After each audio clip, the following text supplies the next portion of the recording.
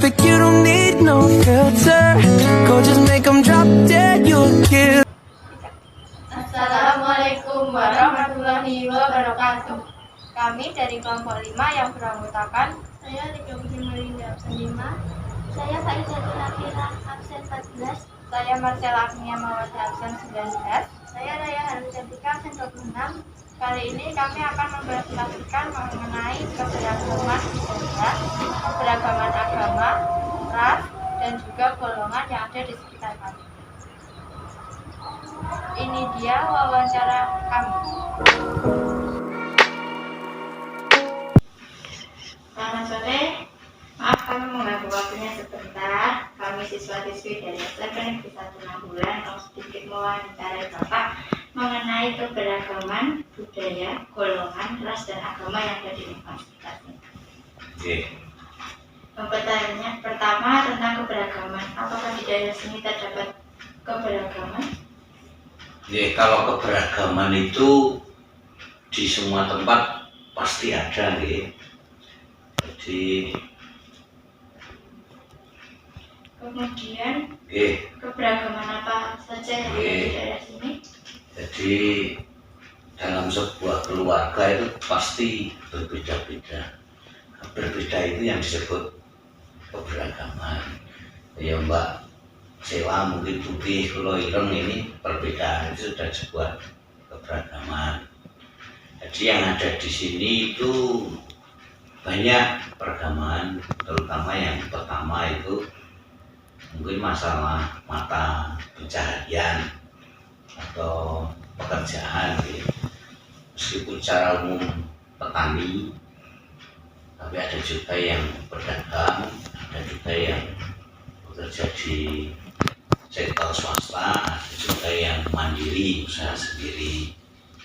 Kemudian keberagaman yang lain di keagamaan, jelas itu ada beberapa agama yang ada di wilayah Jatisarono. Itu ada Kristen, yang kemudian Katolik, kemudian Islam, dan yang terakhir Buddha. Mungkin ada lagi yang mau ditanyakan. Kalau di daerah sini apakah juga ada keberagaman suku, rumah, kemudian laku atau lainnya? Kalau suku rata-rata Jawa nih, jadi sukunya Jawa, semua keturunan Jawa, mungkin sedikit satu dua yang pendatang, tetapi persentasenya sangat sedikit sekali yang banyak suku aslinya Jawa. Bagaimana ras di daerah ini? Ras, kalau ras menikah kan lebih cenderung ke fisiknya ya. Jadi fisik rata-rata hampir sama. Jadi kulit sawo matang, rambut rata-rata menikah. Hanya ada di kalau penjenengan Wesani, anak-anak teman penjenengan, teman SMP yang sekolah di SMP Taman Dewasa, itu mereka dari Indonesia Timur, itu tinggal di sini di Susteran Sang Timur. Itu teman-teman kita dari Irian Jaya, itu juga ada di wilayah Jatisarono, tetapi secara fisik mereka terlihat lebih, rambutnya lebih ikal, lebih warna kulit mungkin lebih gelap, tetapi yang lainnya kurang lebih sama, kulit sawo matang, rambut seperti ini, terus tingginya di rata-rata seperti ini. Secara ras mungkin ras itu kan lebih cenderung ke fisik seseorang, bukan yang dari adat istiadatnya, tetapi ke bentuk-bentuk fisiknya. Ada lagi? Ras apa saja itu? Aduh, nek rasnya ras nopo nggih? Lebune nek mriki niki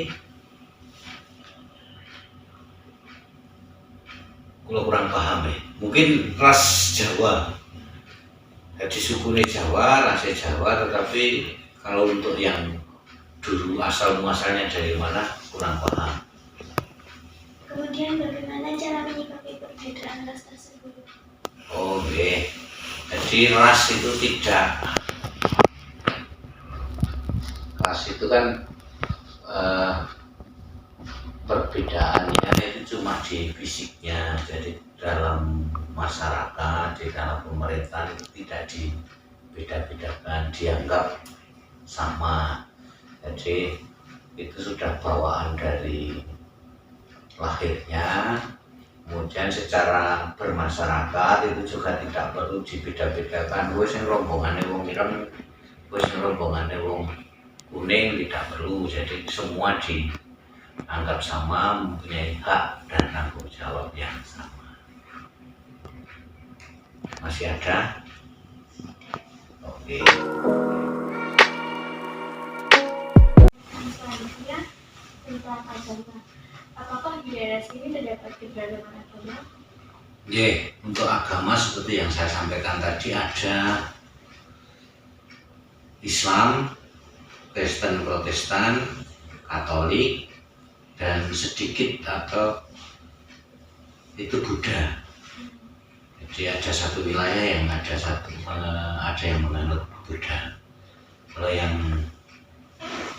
mayoritas itu yang Islam.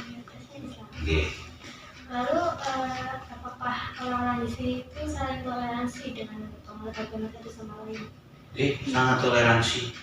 Jadi masyarakat Jatisarono pada umumnya bisa menjalankan ibadahnya masing-masing itu dengan aman, bebas tanpa ada intimidasi atau gangguan dari penganut-penganut agama yang lain. Semuanya rukun, toleransi, saling menghormati, saling menghargai. Tidak ada perselisihan. Belum pernah ada perselisihan. Jadi malah kadang saling mendukung. Ketika kami Natalan di gereja itu yang jagain lalu lintasnya itu teman-teman dari Muslim. Begitu juga sebaliknya, kalau ada sholat Id dan sebagainya, teman-teman Muslim dipersilahkan untuk menjalankan ibadahnya dari agama yang lain yang menjaga lalu lintasnya, menjaga parkirnya, saling mendukung, saling menghormati. Baik, mungkin cukup untuk agama. Terdapat beberapa golongan. Kalau golongan yang termasuk golongan mereka maupun yang kita tahu, kita menggolongkan mereka kalau untuk status sosial itu tidak ada golongannya. Jadi tidak seperti mungkin masih masyarakat pada zaman dulu ya ada kasta itu sekarang udah nggak ada lagi. Mungkin yang membedakan golongan mereka hanya karena kepentingan. Mungkin kelompok petani, terus kelompok masyarakat yang berdagang, kelompok masyarakat yang mungkin bekerja di bidang UMKM, itu usaha yang mandiri mereka. Kalau yang lainnya untuk yang golongan-golongan itu tidak ada yang ada. Jadi tidak digolong-golongkan lah, semua berjalan bersama-sama.